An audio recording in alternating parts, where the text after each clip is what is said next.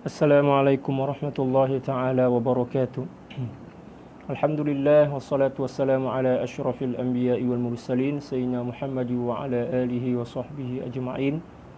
Allahumma ighfir li ummati sayyidina Muhammadin sallallahu alaihi wasallam wa aslih ummata sayyidina Muhammadin sallallahu alaihi wasallam.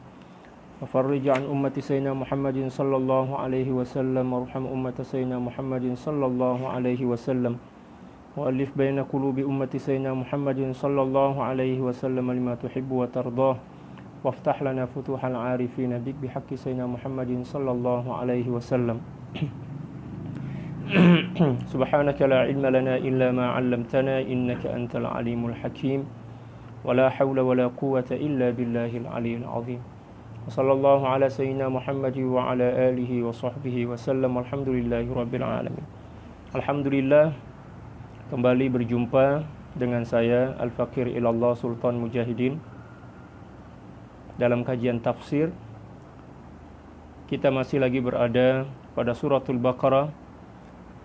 Yang saat ini kita akan baca adalah ayat 55 dari suratul Baqarah dan juga beberapa ayat seterusnya atau selanjutnya.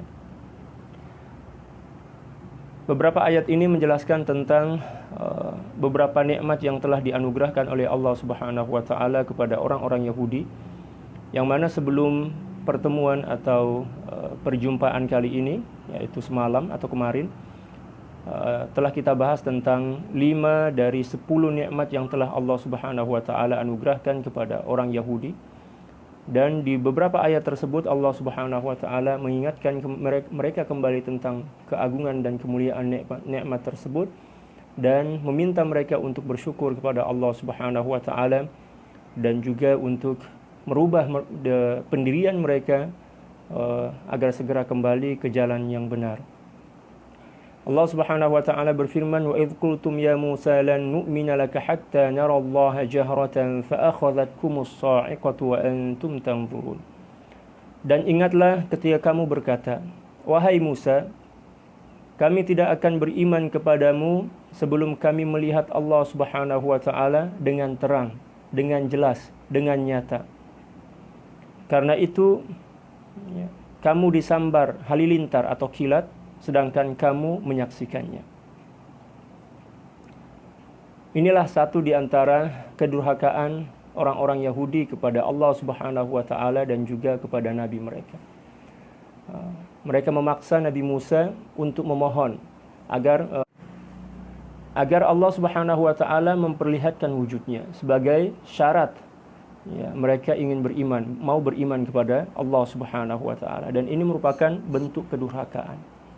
Na'udzubillah tsumma na'udzubillahi min dzalik. Tsumma ba'atsnakum min ba'di mautikum la'allakum tashkurun. Setelah mereka disambar halilintar, matilah istilah kita. Setelah itu kami bangkitkan kamu kembali sesudah kamu mati supaya kamu bersyukur. Para ulama berbeda pendapat berkaitan dengan kejadian ini. Ada yang mengatakan bahwa ketika mereka disambar halilintar atau as-sa'iqah, mereka mati dengan sebenar-benarnya. Ada juga yang menafsirkan bahwa sebenarnya mereka tidak mati, akan tetapi hilang ingatan. Ada juga yang mengatakan mereka pingsan. Perbedaan pendapat para ulama. Wa dhallalna 'alaikumul ghamama wa anzalna 'alaikumul manna was-salwa kulu min thayyibati ma razaqnakum wa ma zalamuna walakin kanu anfusahum yadhlimun. Setelah itu kami bangkitkan kamu sesudah kamu mati supaya kamu bersyukur. Itu terjemahan ayat yang 56. Adapun ayat yang ke-57, dan kami naungi kamu dengan awan. Itu satu di antara nikmat yang Allah Subhanahu wa taala telah anugerahkan kepada mereka. Pada ayat 56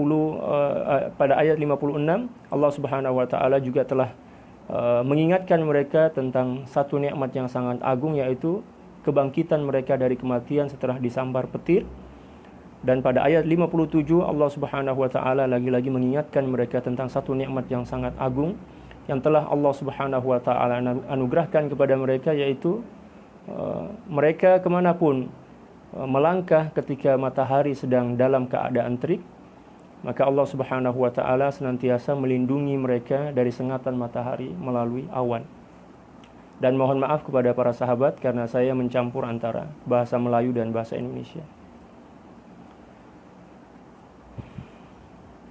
Dan kami turunkan kepadamu manna wassalwa. Ya, manna itu sejenis minuman ya, kayak madu lah. Wassalwa itu burung. Kayak burung puyuh begitulah sebagai makanan santapan untuk mereka. Allah Subhanahu wa taala turunkan langsung makanan dan minuman. Ya, langsung turunkan makanan dan minuman dari langit. Ya, subhanallah. Lalu Allah Subhanahu wa taala memerintahkan mereka dengan mengatakan, makanlah dari makanan yang baik-baik yang telah kami berikan kepadamu. Dari sekian anugerah yang diberikan oleh Allah Subhanahu wa taala kepada orang-orang Yahudi, baik makanan dan minuman, Allah Subhanahu wa taala mempersilahkan mereka untuk menikmati, untuk mengambil dan mengkonsumsi, akan tetapi dengan batasan-batasan yang telah ditentukan oleh syariat mereka. Khamar mereka tidak boleh meminumnya karena dalam syariat mereka juga khamar itu adalah sesuatu yang haram. Demikian juga khinzir, babi. Demikian juga riba. Ya, bahkan dalam syariat mereka dijelaskan ya, ketika Allah Subhanahu wa taala mengharamkan riba dan mereka melanggarnya, maka satu di antara penyebab Allah Subhanahu wa taala melaknat dan menghukum mereka disebabkan karena pelanggaran makan riba itu. Allah Subhanahu wa taala berfirman dalam Suratul Maidah. Wa bi dzulmin minal ladzina hadu harramna 'alaihim thayyibatin ma uhillat lahum wa bisaddihim an sabilillahi katsira. Dalam ayat ini Allah Subhanahu wa taala menjelaskan bahwa satu di antara hukuman atau penyebab hukuman ya, yang terjadi pada diri mereka disebabkan karena mereka makan riba. Nauzubillah tsumma nauzubillah. Akan tetapi mereka kembali lagi melanggar dan bahkan merekalah yang menjadi pelopor ya, riba ya, dari zaman ke zaman. Nauzubillah tsumma nauzubillah. Dan tidaklah mereka menganiaya kami, akan tetapi merekalah yang menganiaya diri mereka sendiri. Wa ma zalamuna walakin kanu anfusahum yadhlimun. Kezaliman, demikian juga keburukan, pelanggaran yang mereka lakukan, kedurhakaan kepada Allah Subhanahu wa taala tidak akan pernah berdampak kepada kekuasaan dan keagungan Allah Subhanahu wa taala. Ketika mereka mencoba untuk menipu Allah, mencoba untuk menghina, demikian juga melanggar larangan-larangan Allah Subhanahu wa taala, pada hakikatnya mereka sedang menganiaya diri mereka sendiri. Karena tidaklah suatu keburukan yang dilakukan oleh seorang hamba siapapun dia, kecuali pasti imbas dan akibatnya akan kembali kepada diri mereka sendiri. Allah Subhanahu wa taala berfirman, in ahsantum ahsantum li anfusikum wa in asatum falaha. Apabila kamu melakukan kebaikan, baik kebaikan itu kepada diri kalian sendiri, demikian juga kepada orang-orang sekitar atau kepada siapapun dari makhluk Allah Subhanahu wa taala, maka itu bermakna bahwa kamu sedang atau telah melakukan kebaikan untuk dirimu sendiri, karena kebaikan itu akan kembali kepada orang yang melakukannya. Wa in asatum falaha. Dan apabila kamu melakukan keburukan, kejahatan, kriminal, demikian juga kedurhakaan kepada Allah Subhanahu wa taala dan melakukan keburukan kepada siapapun, maka hakikatnya kamu telah melakukan keburukan untuk dirimu sendiri. Dan hal itu sesuai dengan sabda baginda Rasulullah sallallahu alaihi wasallam dalam satu hadis, atau kama qala sallallahu alaihi wasallam, kama tadinu tudan. Ya, sebagaimana kamu melakukan sesuatu, maka dampaknya, hasilnya akan serupa dengan apa yang kamu lakukan. Kalau dalam istilah bahasa Indonesia, dalam istilah ilmu fisika kalau nggak salah ya, kita belajar dulu ada satu teori yang sangat masyhur ketika kita belajar di SMP dulu. Ya, yang diistilahkan dengan teori aksi reaksi. Aksi reaksi. Sebagaimana kita melakukan sesuatu, maka balasan daripada sesuatu itu akan kembali kepada kita. Bagaikan orang yang meludah ke atas langit, dia meludah ke atas langit, maka ludah itu akan kembali mengenai dan menerpa mukanya. Ini adalah terjemahan bebas ya. Setelah itu baru kita baca tafsirnya, langsung dari tafsir Al-Munir karangan Syekh Al-Imam ya Profesor Dr. Wahbah Zuhail. Wa idh qulna dkhulu hadhihi al-qaryata fakulu minha haitsu syi'tum ragadan wadkhulul baba sujjadan wa qulu hittatun naghfir lakum khatayakum wa sanazidul muhsinin. Ayat 58. Dan ingatlah ketika kami berfirman.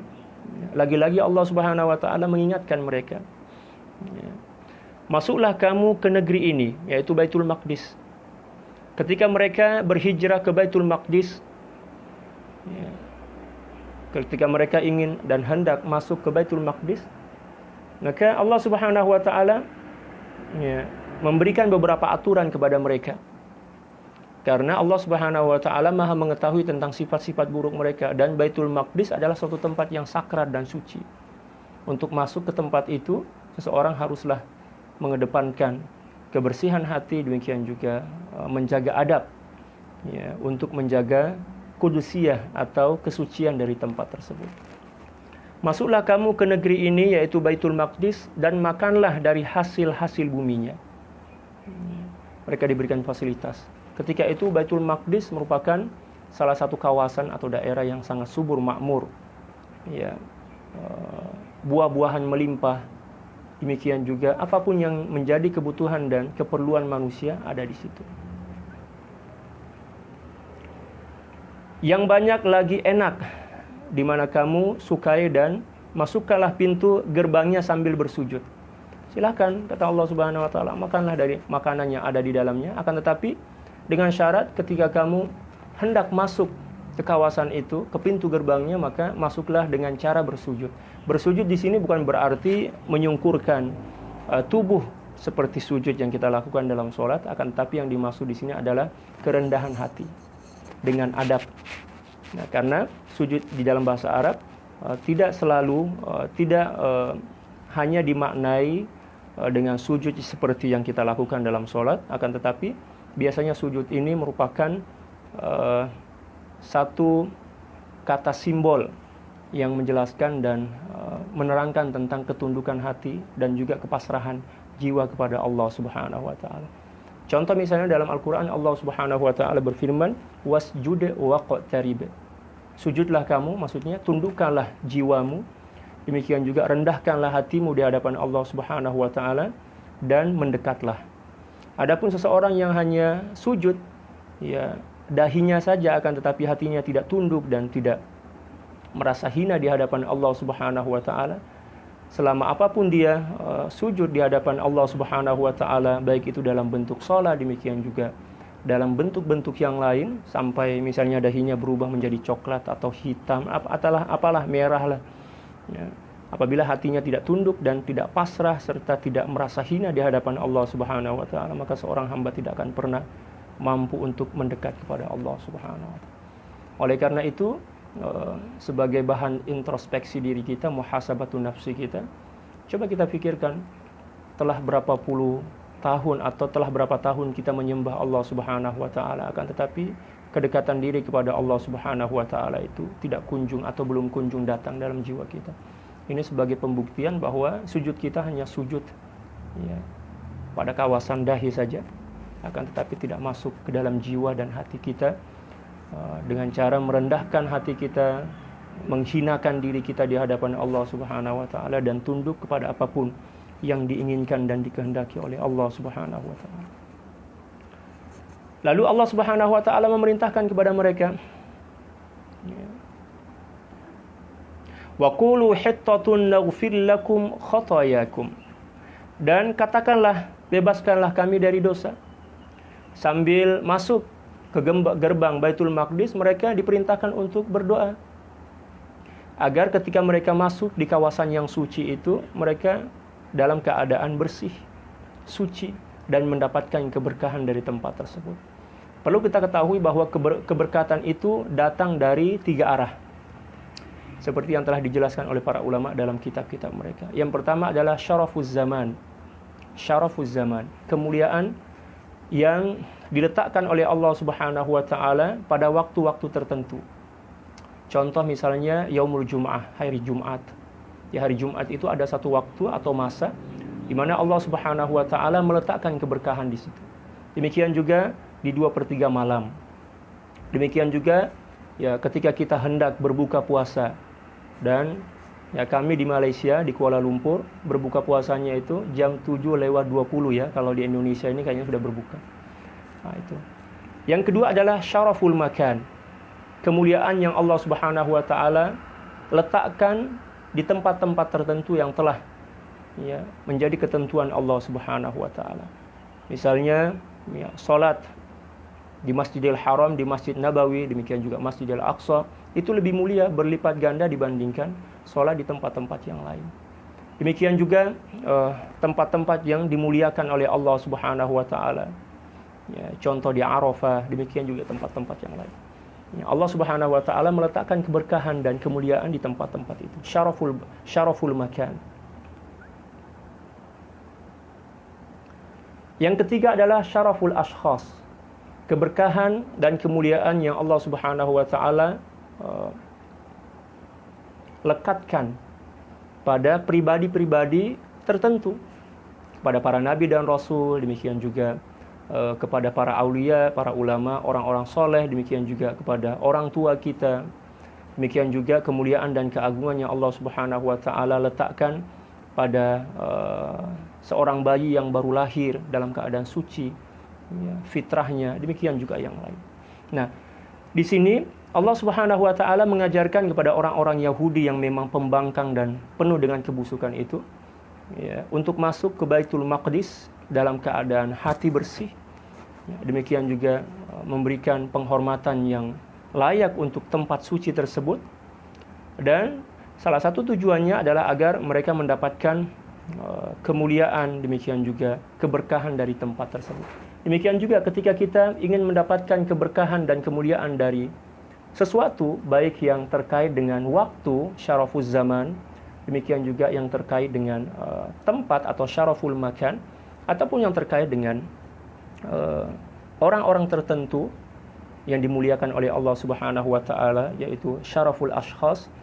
Maka untuk mendapatkan keberkahan dan kemuliaan tersebut, kita disyaratkan untuk membersihkan hati kita, demikian juga mengosongkan jiwa kita dari seluruh jenis keburukan, sehingga keberkahan dan kebaikan itu akan masuk menyusup ke dalam jiwa kita dan akan mampu memberikan perubahan pada suasana hati kita, demikian juga pada tingkah laku dan akhlak kita.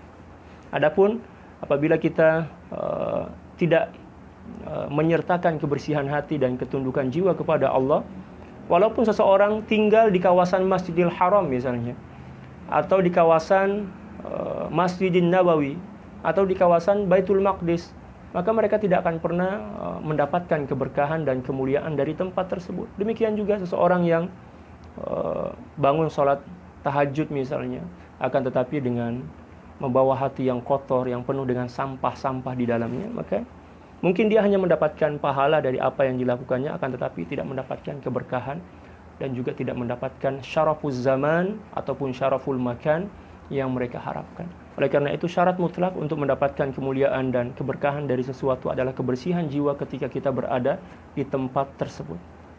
Seperti yang diajarkan oleh Allah Subhanahu wa taala kepada orang-orang Yahudi untuk membersihkan hati mereka dengan mengatakan waqulu hittatun naghfir lakum khatayakum. Mereka diperintahkan untuk memohon ampun kepada Allah Subhanahu wa taala. Dan katakanlah bebaskanlah kami dari dosa. Niscaya kami, yaitu Allah Subhanahu wa taala, akan mengampuni kesalahan-kesalahan dan dosa-dosa kalian. Luar biasa pembangkangan yang dilakukan oleh Bani Israel. Ketika mereka hendak masuk ke Baitul Maqdis, Allah akan memerintahkan kepada mereka untuk menundukkan hati dan kepala, kan? Akan tetapi mereka gengsi, tidak mau. Apa yang mereka lakukan? Mereka masuk dengan mendahulukan, pantat mereka, malah berbalik.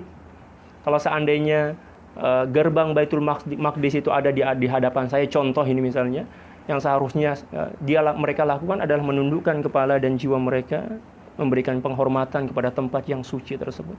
Ya, diperintahkan oleh Allah, akan tetapi apa yang mereka lakukan? Malah mengolok-ngolok tempat tersebut dan juga tidak menghargai atau mengolok-ngolok perintah Allah Subhanahu wa taala, sehingga cara mereka masuk ke tempat itu ya menggunakan bokong mereka.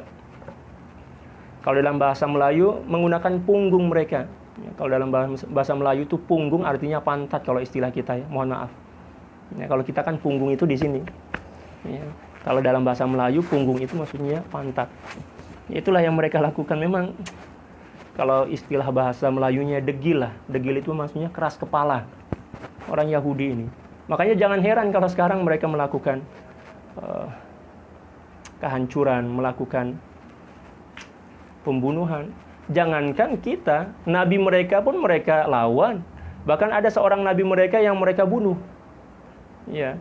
Kalau mereka selalu dan senantiasa mengingkari perjanjian, gencatan senjata, demikian juga yang lain, kesepakatan antara mereka dengan Palestina misalnya, atau dengan negara-negara yang tidak setuju dengan mereka, yakinlah bahwa mereka pasti akan mengingkari janji dan mengkhianati perjanjian itu, karena itu memang tabiat ya semula jadi yang ada pada diri mereka.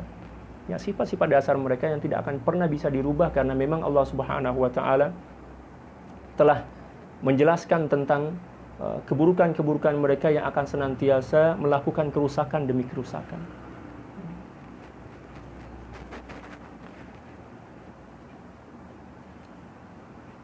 Dan telah menjadi ketetapan takdir Allah. Dalam suratul Isra kan sangat jelas Allah Subhanahu wa taala berfirman, wa qadayna ila bani Israila fil ardi la tufsiduna fil ardi marrataini wa la ta'lunna 'uluwan kabira. Melakukan kerusakan demi kerusakan, pembangkangan demi pembangkangan, seperti itu. Allah Subhanahu wa taala menjanjikan mereka nikmat-nikmat ya, sebagai tambahan dari nikmat yang telah Allah anugerahkan kepada mereka. Ya, membujuk mereka, merayu mereka untuk taat dan tunduk kepada perintah-perintah Allah, agar Allah kembali lagi memberikan bingkisan nikmat kepada mereka, membujuk mereka, akan tetapi mereka tidak mau.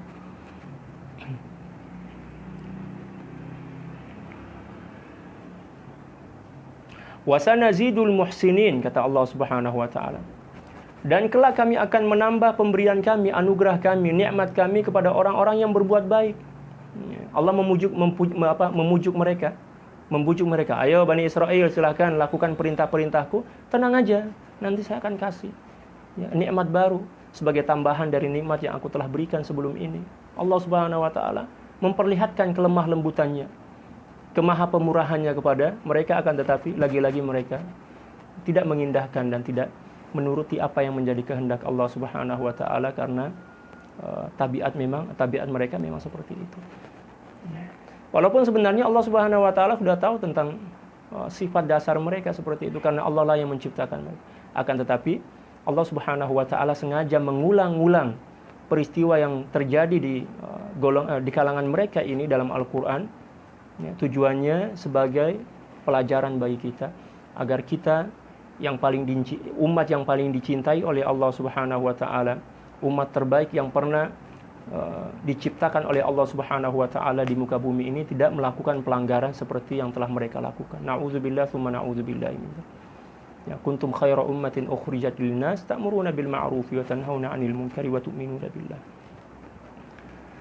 Seterusnya pada ayat 59 Allah Subhanahu wa taala berfirman, fabaddala alladhina zalamu qawlan ghayra alladhi qila lahum faanzalna 'ala alladhina zalamu rijzan minas sama'i bima kanu yafsukun.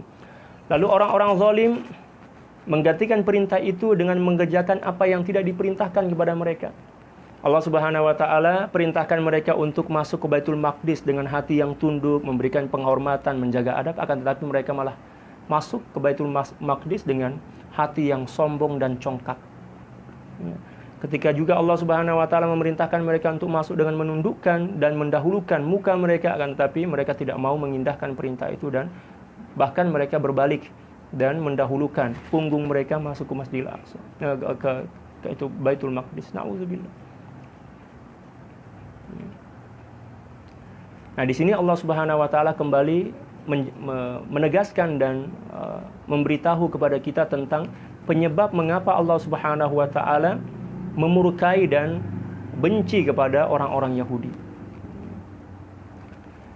Sebab itu kami timpakan atas orang-orang yang zalim itu siksa dari langit karena mereka berbuat fasik. Allah turunkan berbagai macam jenis penyakit dari langit.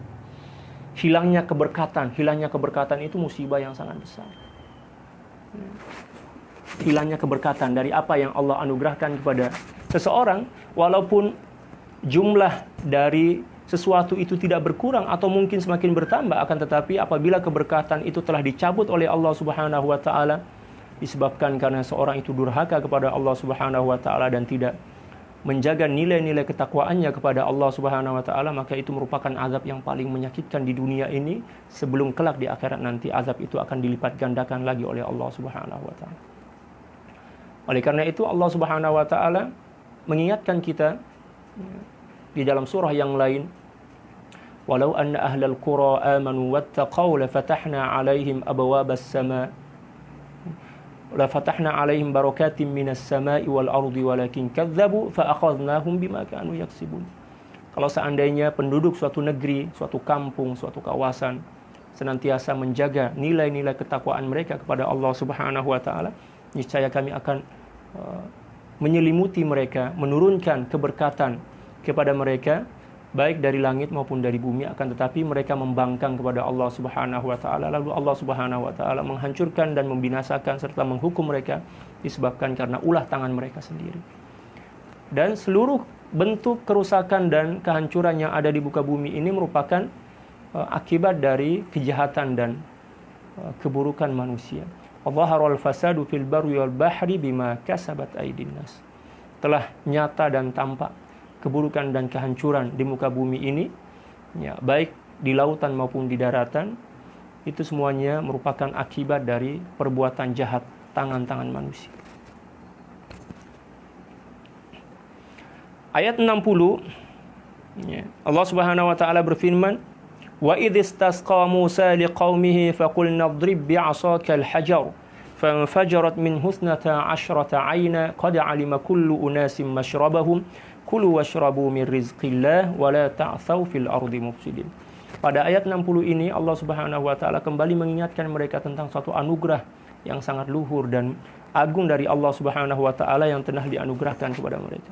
Dan ingatlah ketika Musa, yaitu nabi kalian, memohon air, meminta air kepada Allah Subhanahu wa taala untuk kaumnya, lalu kami berfirman, pukullah batu itu dengan tongkatmu. Ya. Jadi Allah Subhanahu wa taala mengingatkan kembali, wahai orang-orang Yahudi yang keras kepala, coba kamu ingat kembali ketika kalian dalam keadaan kehausan, tidak ada air yang bisa diminum, tidak ada air yang bisa digunakan untuk membasuh, mencuci, demikian juga yang lain untuk mandi.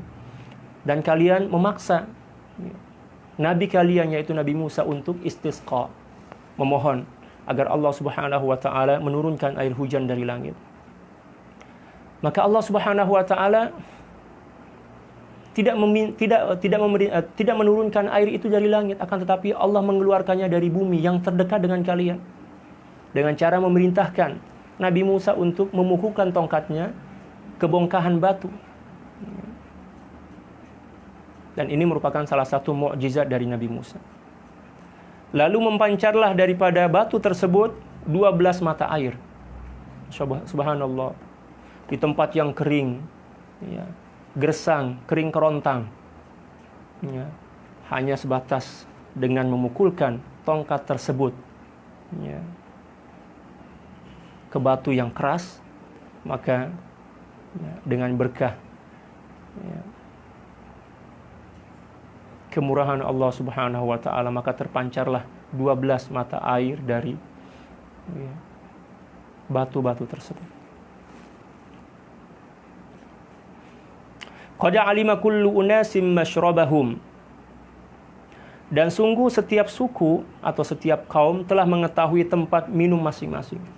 Dan mereka telah tahu di sini tempat minum mereka, untuk kabilah ini tempat minum mereka. Jadi mereka pun tidak bergaduh, tidak bertengkar, ya, tidak berebut. Itu juga merupakan nikmat dari Allah Subhanahu wa taala. Allah mengilhamkan dalam jiwa mereka tentang tempat-tempat minum yang memang telah sesuai untuk mereka, agar mereka tidak berebutan, agar mereka tidak terjadi pertengkaran, tidak terjadi saling membunuh, karena pada saat itu mereka dalam keadaan yang memang sangat mengenaskan, dalam keadaan haus, lapar, panas.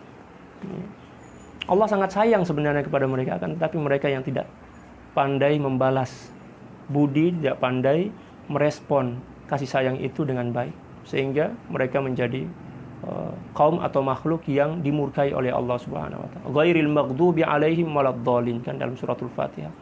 Ghairil maghdubi alaihim, kata Al-Imam Suyuti dalam tafsir Jalalain, ghairil maghdubi alaihim, yang dimaksud di sini adalah orang-orang Yahudi, waladdallin, dan yang dimaksud waladdallin adalah orang-orang Nasrani. Makan dan minumlah dari rezeki yang telah diberikan oleh Allah Subhanahu wa taala, dan janganlah kamu berkeliaran di muka bumi ini dengan menyebarkan kerusakan dan kehancuran. Wala ta'sau fil ardi mufsidin. Akan tetapi mereka lagi-lagi melanggar, menyebarkan teror, demikian juga menyebarkan kerusakan dan demikian juga melakukan kerusakan di mana-mana pun di muka bumi ini. Dan itu merupakan tabiat atau sifat dasar yang tidak akan pernah mampu untuk dirubah, karena memang Allah Subhanahu wa taala telah menciptakan mereka seperti itu sebagai ujian bagi orang-orang yang beriman, dan juga sebagai bentuk pengajaran bagi orang-orang beriman agar mereka tidak mencontoh dan mengikuti tingkah laku mereka. Selanjutnya insya Allah kita akan mencoba untuk membaca tafsir, penafsiran dari Sayyidi Profesor Dr. Wahbah Zuhaili dari kitab At-Tafsirul Munir juz yang pertama. Dan para sahabat yang ingin menyimak bacaan, demikian juga penjelasan kitab tafsir ini, para sahabat bisa membuka halaman 181 dari jilid pertama, At-Tafsirul Munir. A'udzu billahi minasyaitonir rajim. Bismillahirrahmanirrahim. Qala al-mufassiru radhiyallahu ta'ala anhu wa nafa'ana Allahu bi'ulumihi wa ulumi syuyukhihi wa syuyukhina wa jami' awliya'illahi salihin fid dharain. Allahumma amin. Kita langsung masuk ke dalam pembahasan tentang tafsirnya. At-tafsir wal bayan. Udhkur ya bani Israil qala as-sab'ina min aslafikum alladhina ikhtarahum Musa alaihi salam hina dhahabu ma'ahu ila at-tur.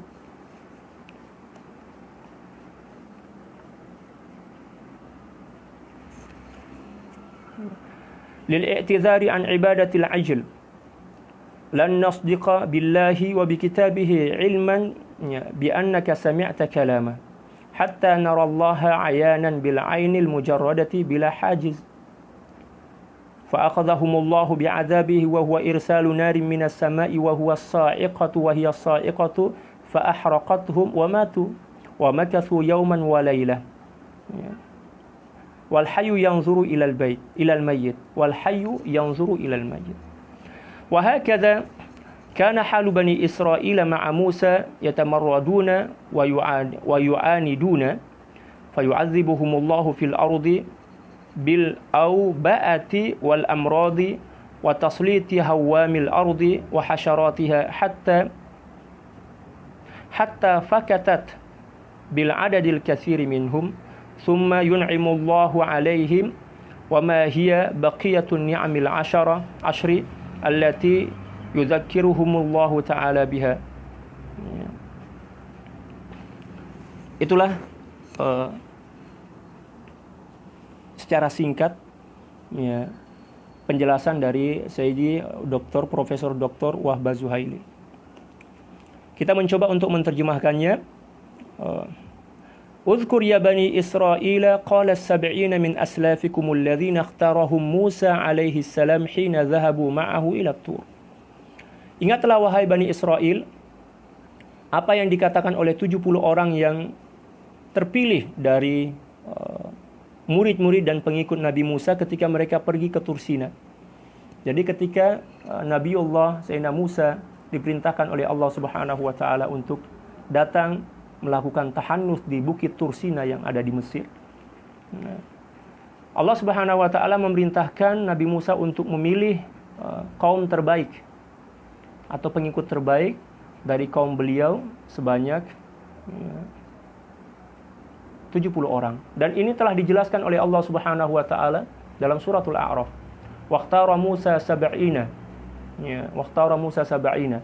Ya, Nabi Musa telah memilih 70 orang dari pengikutnya untuk ikut serta mendampingi beliau, dan juga bukan hanya bertujuan untuk mendampingi beliau untuk menerima Taurat sebagai kitab suci mereka, akan tetapi mereka ini sebagai jaminan bahwa apa yang diterima oleh Nabi Musa itu merupakan suatu kitab yang benar dari Allah Subhanahu wa taala, dan mereka juga diberikan kesempatan untuk menyaksikan langsung apa yang terjadi ketika Nabi Musa menerima wahyu tersebut, dan akan diceritakan pada ayat-ayat selanjutnya, demikian juga dalam surah-surah yang lain. Lil-i'tizari an ibadatil ijl, mereka pergi memohon ya keampunan Allah. Mereka pergi memohon ya keampunan Allah Subhanahu wa taala karena menyembah lembu, menyembah sapi.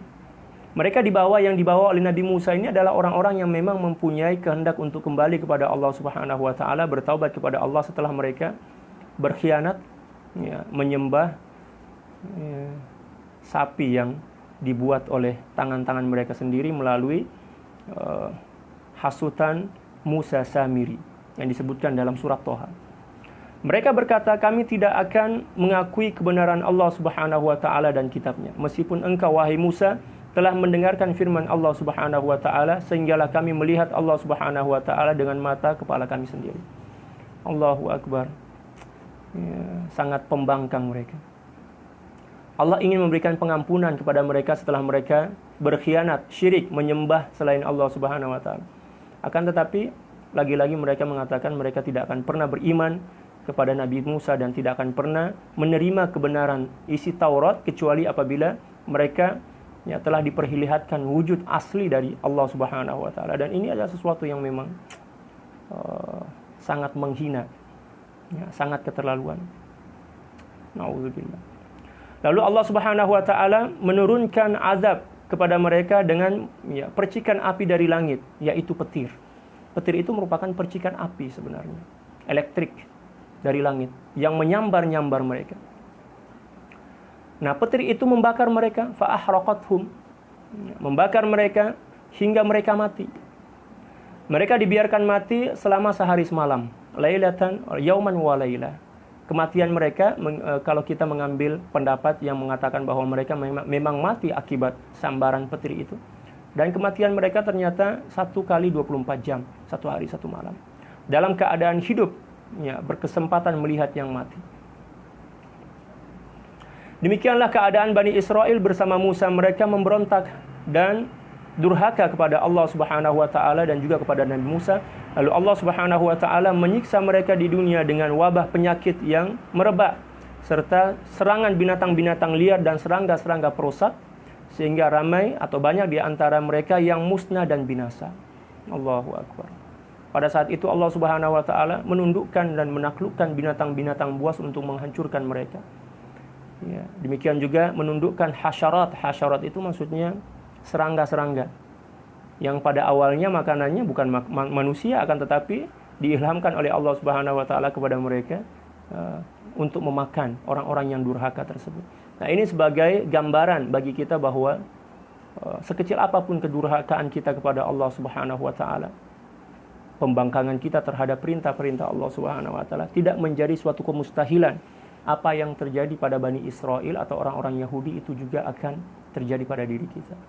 Seperti apa yang terjadi pada beberapa bulan yang lalu di negara kita yang tercinta, yaitu di Sigi atau di Palu.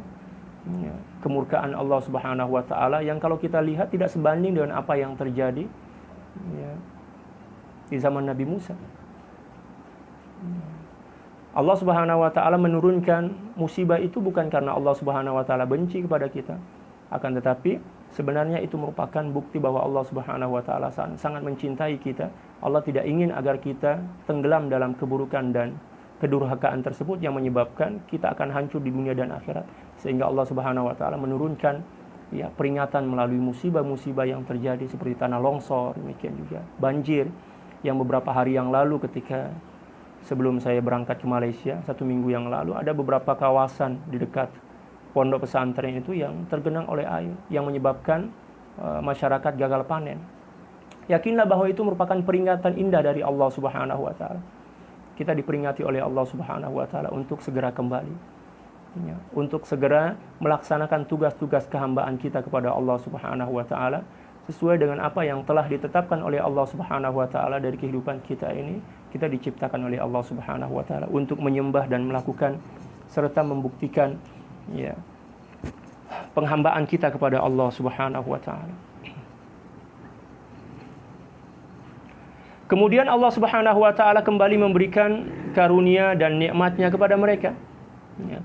Berikut ini ada beberapa nikmat yang belum dijelaskan pada ayat-ayat sebelum ini, karena sebelum ini kita baru menjelaskan 5 jenis nikmat di antara sekian banyak nikmat yang telah Allah Subhanahu wa taala anugerahkan kepada mereka. Ya. Nikmat yang keenam, karena nikmat yang pertama sampai kelima telah dijelaskan sebelum ini, walaupun kita tidak sempat menjelaskannya secara keseluruhan dan secara rinci karena pada saat itu waktu kita memang sangat terbatas. Di sini saya mencoba atau kita mencoba untuk mengulas nikmat yang ke-6 sampai ke-10 yang telah Allah Subhanahu wa taala anugerahkan kepada mereka.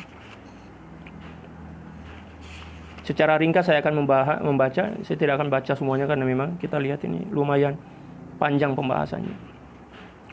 Yang keenam, thumma ahyainahum ba'dal mautil haqiqi liyastawfu ajalahumul muqaddarata lahum faqamu wa 'ashu yanzuruna ila ba'dihim wa dhalika kulluhu litashkurullaha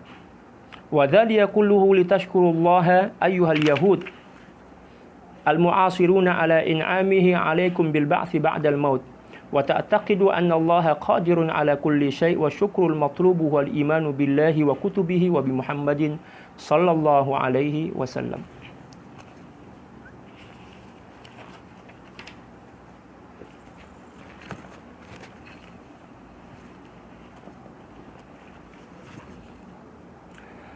Wa qala ba'dul mufassirin, halaman 122, wa qala ba'dul mufassirin fi tafsiri ba'atsnakum min ba'di mautikum ya. Allamnakum min ba'di jahlikum, qala al-Qurtubi wal awwalu asah li'anna al-asla fil kalami al-haqiqatu wa kana mautu aqiba wa kana mautu uqubatin ya. Wa minhu qawluhu ta'ala alam tara ila alladhina kharaju min diyarihim wa hum ulufun hadara al-maut faqala lahumullahu mutu thumma ahyahum ya. Ini merupakan nikmat yang keenam yang Allah Subhanahu wa taala jelaskan kepada mereka. Nikmat yang keenam adalah mereka dihidupkan kembali oleh Allah Subhanahu wa taala setelah mereka dibinasakan oleh Allah Subhanahu wa taala melalui sambaran petir tersebut. Ya. Tujuan mereka dibangkitkan kembali oleh Allah Subhanahu wa taala adalah agar mereka menyempurnakan sisa atau baki umur yang telah ditentukan oleh Allah Subhanahu wa taala kepada mereka. Jadi mereka bangun, ya, kembali bangun dan kembali memandang satu sama yang lain, satu sama lain, saling memandang. Loh, kita habis ngapain ini? Kalau istilah kita seperti itulah. Seolah-olah mereka tertidur, walaupun sebenarnya itu merupakan kematian hakiki. Ya, menurut penafsiran yang paling sahih, mereka mati, memang mati, betul-betul mati. Setelah 1 kali 24 jam atau sehari semalam, Allah Subhanahu wa taala kembali membangkitkan mereka dan mereka heran, ya, saling melihat. Kalau istilah kita, ya, saling nyahutin lah. Ini ada apa ya? Kita habis ngapain? Kok kita tiba-tiba ya bangkit bareng-bareng seperti itulah. Dengan nikmat itu semua, mudah-mudahan Allah Subhanahu wa taala, ya, mudah-mudahan kamu wahai orang-orang Yahudi, ya, mau bersyukur kepada Allah Subhanahu wa taala, dan juga, ya, ini yang dimaksud di sini adalah orang-orang Yahudi yang hidup di zaman baginda Rasulullah SAW, dan juga mempercayai serta mengimani Allah Subhanahu wa taala sebagai Tuhan yang Maha Kuasa, ya, untuk melakukan apapun juga dan bersyukur, ya, dan syukurlah, dan kesyukuran yang dituntut ialah beriman kepada Allah Subhanahu wa taala, demikian juga kitab-kitabnya, dan juga beriman kepada baginda Rasulullah SAW yang diutus sebagai nabi akhir zaman. Itulah bentuk atau pembuktian kesyukuran, rasa syukur yang diminta oleh Allah Subhanahu wa taala kepada mereka setelah Allah Subhanahu wa taala membinasakan mereka, mematikan mereka 1 kali 24 jam. Sebagian ahli tafsir menafsirkan firman Allah Subhanahu wa taala yang artinya kami bangkitkan kamu sesudah kamu mati, yaitu Al-Baqarah yang telah kita baca tadi ayat 56, bahwa kami, yaitu Allah Subhanahu wa taala, memberikan ilmu kepada kamu padahal sebelumnya kamu adalah jahil.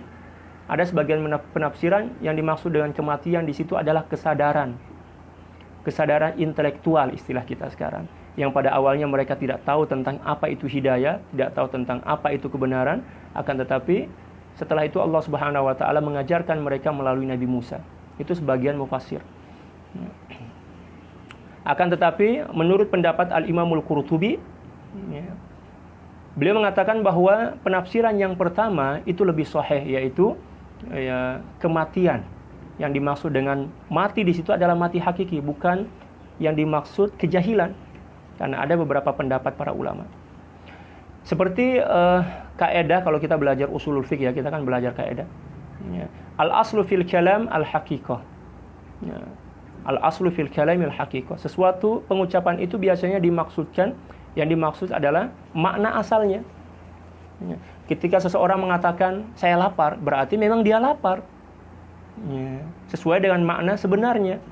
Walaupun memang terkadang kata lapar itu dijadikan sebagai suatu ungkapan untuk menyebut sesuatu yang tidak sama dengan makna aslinya. Akan tetapi ketika kita mendengarkan kata lapar, maka yatabadaru ala zihni ma'nal akl, hakikatan, maka akan melintas dalam pikiran kita bahwa yang dimaksud dari makan itu adalah kata dasarnya, makna dasarnya, yaitu ingin makan. Seperti itu. Walaupun terkadang digunakan untuk makna yang lain. Itu dalam ilmu, kita belajari dalam ilmu ilmu balaghah, ya, dalam ilmu balaghah. Demikian juga dibahas dalam ilmu mantik dan juga ilmu usulul fiqh. Nanti kawan-kawan bisa merujuk kepada kitab-kitab tersebut. Jadi kematian yang mereka alami itu sebagai balasan dan azab dari Allah Subhanahu wa taala, seperti yang telah disebutkan oleh Allah Subhanahu wa taala dalam ayat yang lain, alam tara ilal ladzina kharaju min diyarihim wa hum ulufun hadaral maut faqala lahumullahu mutu tsumma ahyahum. Apakah kamu tidak memperhatikan orang-orang yang keluar dari kampung halaman mereka sedangkan mereka berjumlah beribu-ribu, jumlah mereka beribu-ribu, karena ketakutan, karena takut mati, maka Allah Subhanahu wa taala berfirman mengenai mereka, matilah kalian. Kemudian Allah Subhanahu wa taala menghidupkan kembali mereka. Itu nikmat yang keenam yang disebutkan oleh Allah Subhanahu wa taala dalam Al-Qur'an dan telah ditafsirkan oleh Sayyidi Al-Imam Dr. Wahbah Zuhaili. Selanjutnya yang ketujuh, summa satarnakum bis-sahabi al-abyadi ar-raqiq min harri syamsi asna'a wujudikum fi wadi at-tih baina syami wa misr mudata 40 sanah. Allahu akbar. Hayarata ihina ba'da an kharaja aba'ukum min misra wa jawazul bahr. Ya, Allahu akbar. Banyak sekali nikmat yang Allah Subhanahu wa taala berikan kepada kita. Kemudian Allah Subhanahu wa taala memberikan nikmat kepada kalian dengan berbagai macam dengan menaungi dan melindungi kalian dengan awan-awan putih, ya. Dengan awan putih yang tebal, agar mereka tidak kepanasan. Ketika kamu berada di Wadi At-Tih yang terletak antara tempat ini terletak antara Syam dan Mesir. Wallahu alam, saya tidak tahu tempat yang pasti, kawasan mana, nggak tahu lah. Ya, karena memang saya waktu mengaji di Mesir itu memang saya termasuk orang yang jarang keluar rumah. Saya tidak tahu tempat pelancongan-pelancongan yang ada di Mesir, walaupun banyak sangat kan, banyak sekali. Ada Alexandria, ada Ahram, ada Bukit Tursina, tapi saya tidak mengenal tempat-tempat itu. Karena saya tidak sempat dan saya tidak terlalu suka untuk melihat seperti itu. Ya, cukuplah kita dengar saja. Oleh karena itu saya tidak tahu tempat sebenarnya antara Syam dan Mesir. Ya, setelah 40 tahun, ya, mereka dalam keadaan bingung, dalam keadaan panik di tempat itu selama 40 tahun. Ya. Setelah nenek moyang kalian diusir dari Mesir, ya, sehingga mereka terpaksa menyeberangi lautan. Dahulu mereka pernah diusir dari Mesir. Mereka kan pernah tinggal di Mesir, tapi diusir oleh penguasa Mesir pada saat itu. karena ya keburukan akhlak mereka. Ya. Demikian juga karena keganasan Fir'aun. Fir'aun kan marah kepada mereka, ingin membunuh mereka semua. Sehingga mereka terpaksa melintasi Laut Merah pada saat itu untuk menyelamatkan diri ke dataran Palestina pada saat itu. Itu berarti bahwa mereka merupakan pendatang. Di Palestina itu mereka pendatang sebenarnya. Mereka tidak mempunyai negara khusus. Mereka adalah pencuri, perampok. Tapi mereka mengaku bahwa mereka lah yang memiliki tanah suci Palestina tersebut. Yang ke-8, summa an'amna 'alaikum bi anwa'in minat ta'ami wasyarabi kal manni alladhi huwa mathalul 'asali fayamzijuna bil ma'i thumma yashrabunahu, masyaallah.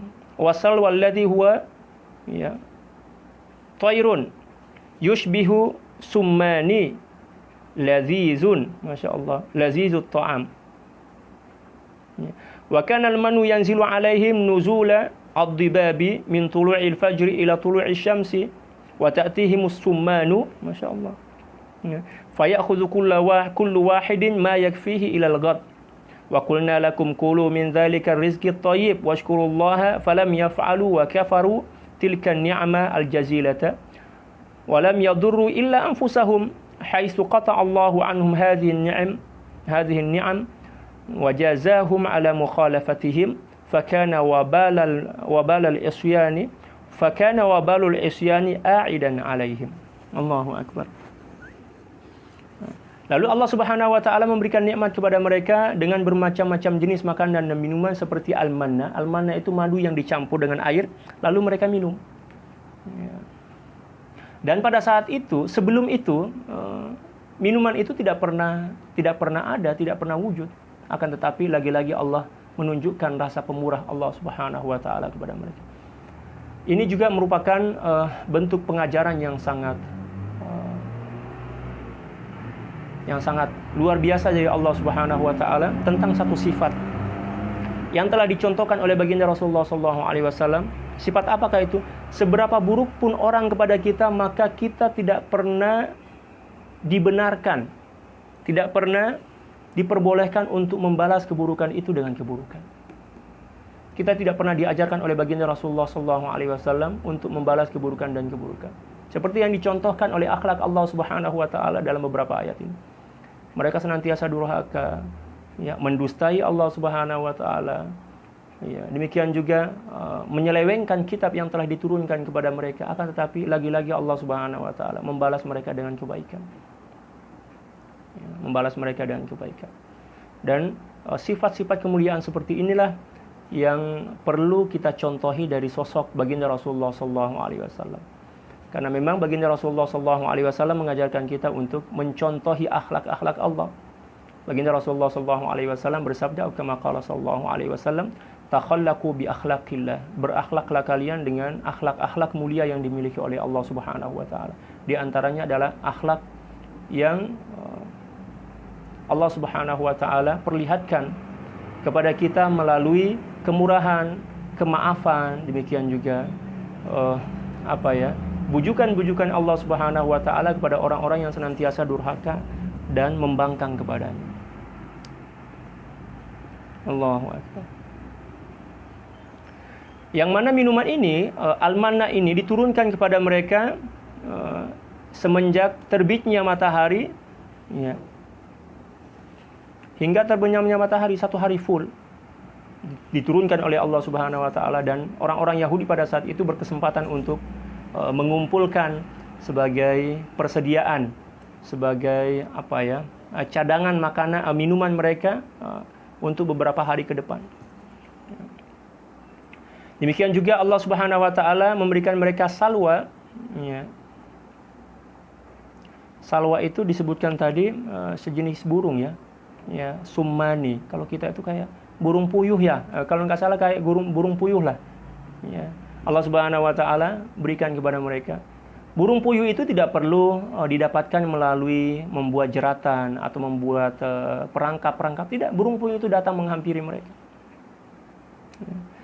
Allahu akbar. Dan mereka menangkap dan mengambil burung-burung itu dengan sangat gampang dan mengambil beberapa ekor, masing-masing mereka mengambil beberapa ekor sesuai dengan kehendak mereka yang akan dijadikan sebagai makanan cadangan ya bagi mereka.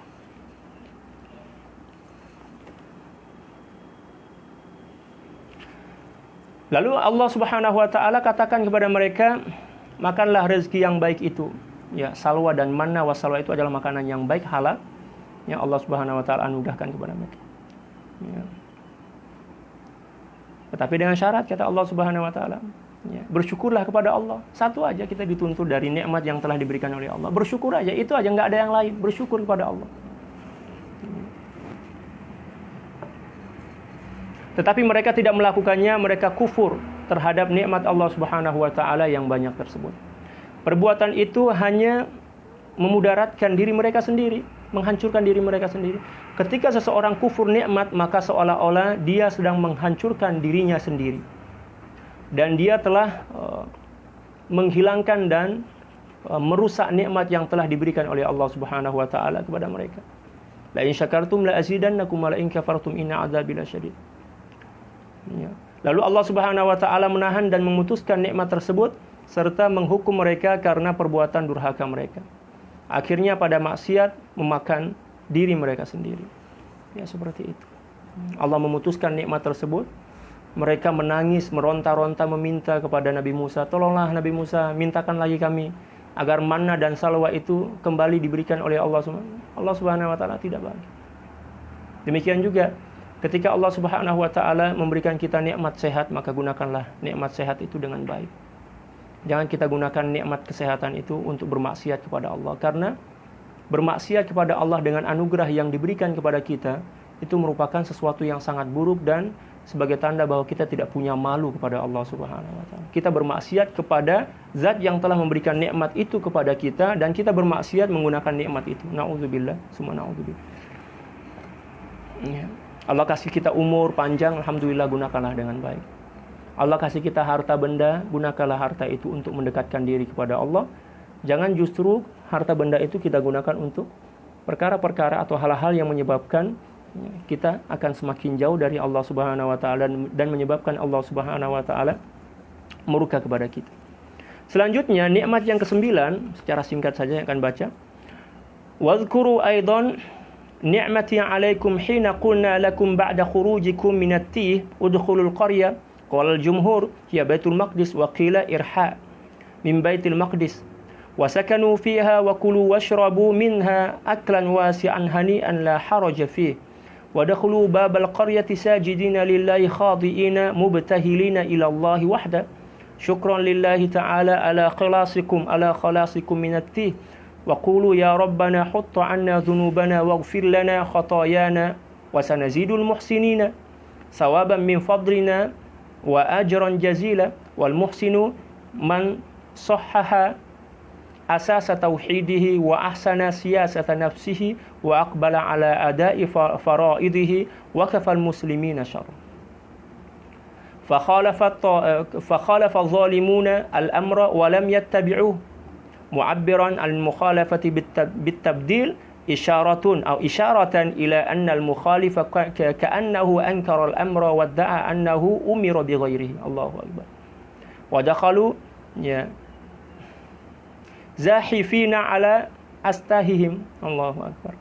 أي أدبارهم غير خاضعين لله فكان جزاؤهم إنزال العذاب الشديد من السماء وهو الرجز. وهو في رأي جماعة من المفسرين الطاعون بسبب فسقهم وخروجهم عن طاعة الله قيل هلك منهم 70,000 بالطاعون. الله أكبر. سبحان الله. نعوذ بالله ثم نعوذ بالله. Ingatlah juga ketika Allah Subhanahu wa taala setelah kamu diselamatkan keluar dari kesesatan di padang pasir yang telah disebutkan sebelum ayat ini, Allah Subhanahu wa taala telah mengatakan, masuklah kalian ke perkampungan itu, yaitu ke Baitul Maqdis. Menurut jumhur pendapat para ulama, yang dimaksud dengan Baitul Maqdis yang dimaksud dengan qarya yang dimaksud dalam ayat ini adalah Baitul Maqdis.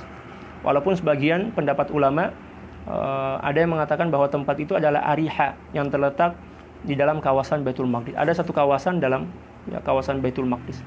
Maksudnya, hendaklah kalian tinggal di sana, makan dan minumlah apa saja yang kamu kehendaki tanpa adanya batasan dan halangan. Masuklah ke perkampungan tersebut dalam keadaan bersujud, maksudnya menundukkan hati atau menundukkan kepala, memberikan penghormatan. Bukan berarti sujud seperti itu, tidak. Seseorang tidak akan mampu untuk berjalan dengan cara sujud, tidak masuk akal. Ini majaz, kinayah, seperti itu ya. Patuh dan mintalah kepada Allah Subhanahu wa taala yang Maha Esa sebagai tanda bersyukurnya kalian kepada Allah Subhanahu wa taala setelah kamu diselamatkan dari kesesatan di padang pasir. Lalu berdoalah kepada Allah Subhanahu wa taala, wahai Tuhan kami, hapuskan dan ampunilah dosa-dosa kami dan ampunilah kesalahan-kesalahan kami. Kami pasti akan menambah pahala dan ganjaran kepada orang-orang yang berbuat baik dengan limpahan karunia dan nikmat kepada mereka. Perkataan al-muhsin, orang yang berbuat baik adalah orang yang berpegang teguh kepada dasar-dasar tauhid atau asas-asas tauhid yang kokoh, yang sahih. Demikian juga mengendalikan hawa nafsu, menunaikan segala kewajiban-kewajiban kepada Allah Subhanahu wa taala dan menjauhkan kaum muslimin dari kejahatan dirinya, dari kaum muslim. Maksudnya menjauhkan diri dari keburukan-keburukan yang dilarang oleh Allah Subhanahu wa taala. Apa yang terjadi setelah itu?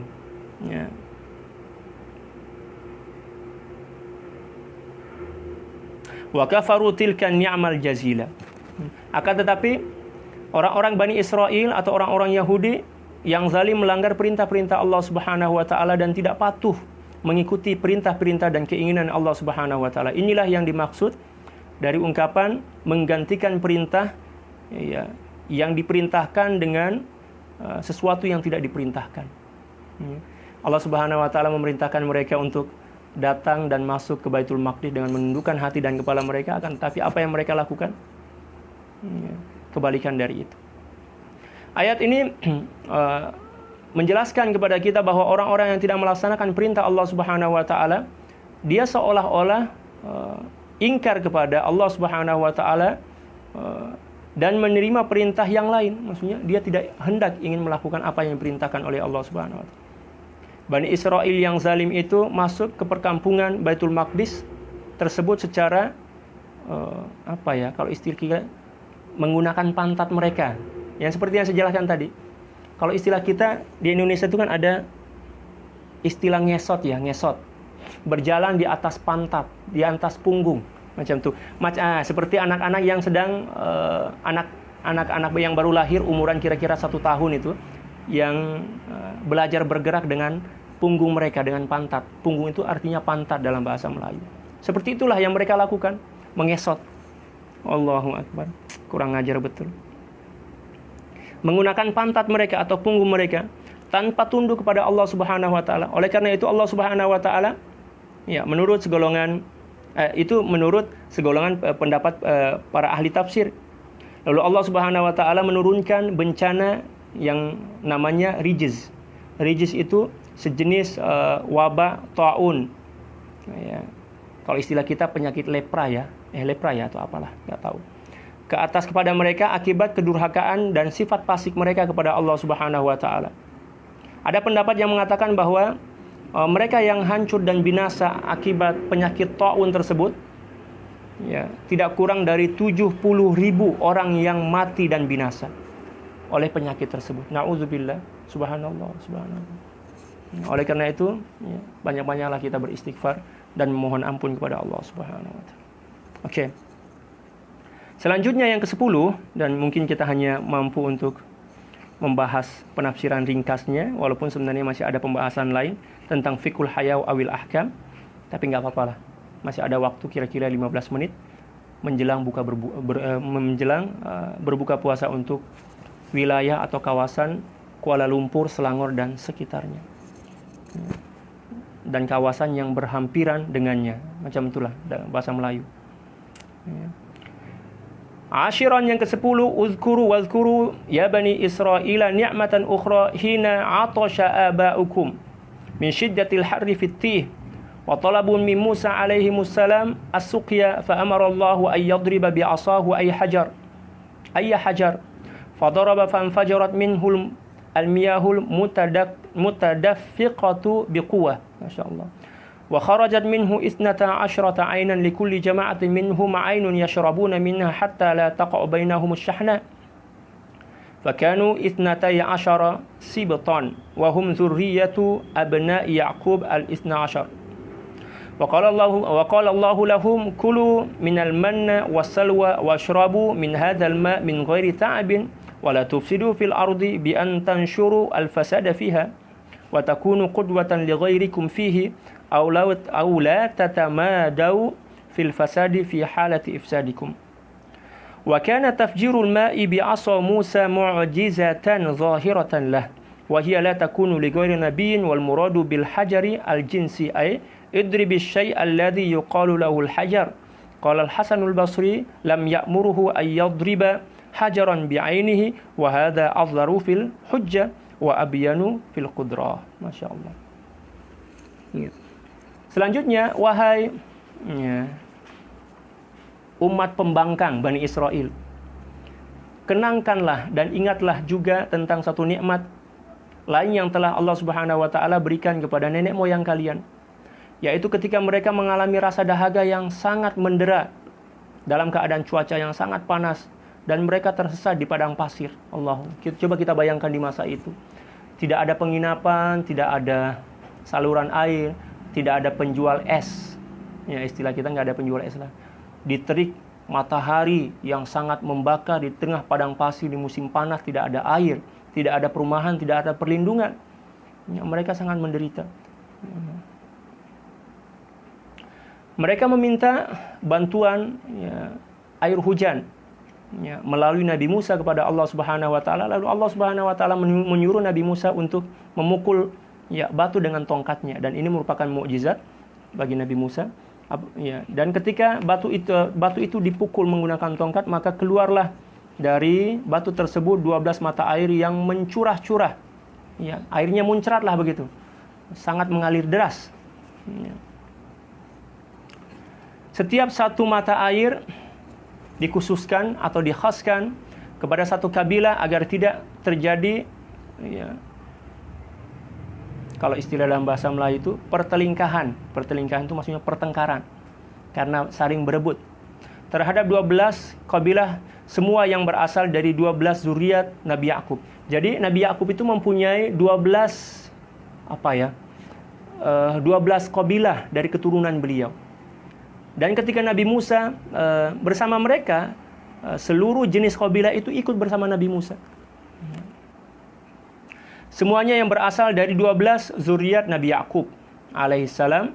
Allah Subhanahu wa taala mengatakan kepada mereka, makanlah manna wassalwa, minumlah dari air tanpa perlu bersusah payah atau berletih-letih, tanpa perlu capek lah istilah kita. Tetapi janganlah kamu melakukan kerusakan di muka bumi ini. Nanti perbuatan kamu buruk kamu itu akan menjadi ikutan orang lain. Dengan kata lain, janganlah kamu terus-menerus melakukan permusuhan. Kalau seandainya budaya kamu sebelum ini memang budaya jahat atau kebiasaan-kebiasaan kalian sebelum ini adalah kebiasaan yang buruk. Peristiwa muncratnya atau mengalirnya air dari tongkat Nabi Musa itu merupakan salah satu tanda atau mukjizat kenabian Nabi Musa alaihissalam yang sangat jelas. Mukjizat karena mukjizat itu hanya berlaku atau terjadi kepada seorang nabi dan rasul saja. Batu yang dimaksud ialah segala jenis batu yang artinya pukullah dengan tongkatmu apa saja yang disebut sebagai batu. Walaupun misalnya yang ada di hadapan beliau itu adalah tanah akan tetapi berbentuk batu. Seperti itu. Menurut pendapat Sayyidina Hasan al-Basri, beliau berkata bahwa Allah Subhanahu wa taala tidak menyuruh Nabi Musa alaihissalam untuk memukul batu tertentu. Ini lebih menyerlahkan, lebih memperlihatkan kekuatan hujjah atau kekuatan pembuktian tentang kenabian Nabi Musa tersebut.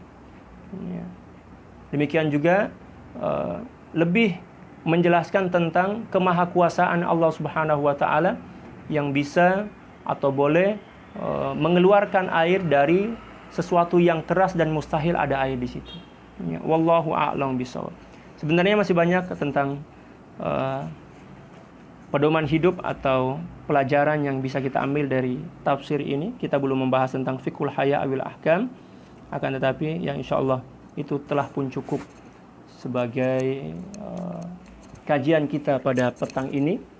Dan semoga Allah Subhanahu wa taala menerima amal ibadah kita dan mencatat diskusi kita atau kajian kita pada petang ini sebagai amal soleh di sisi Allah Subhanahu wa taala, dan semoga kita senantiasa mendapatkan hidayah dan taufik, cinta dan kasih sayang dari Allah Subhanahu wa taala, dan mengembalikan kita ke alam akhirat dengan membawa iman dan amal soleh, dan juga memberikan kesempatan kepada kita untuk menikmati syafaatul kubra dari baginda Rasulullah SAW, dan semoga kita mati dalam keadaan husnul khatimah, masuk surga bighairi hisab bersama baginda Rasulullah SAW, dan juga orang tua kita, ibu dan ayah kita, dan juga saudara-saudara kita, istri dan anak kita, sahabat-sahabat kita, tetangga-tetangga kita, dan juga tidak tidak lupa untuk mendoakan dan menyertakan dalam doa kita seluruh umat baginda Rasulullah SAW dan orang-orang beriman sebelum kita.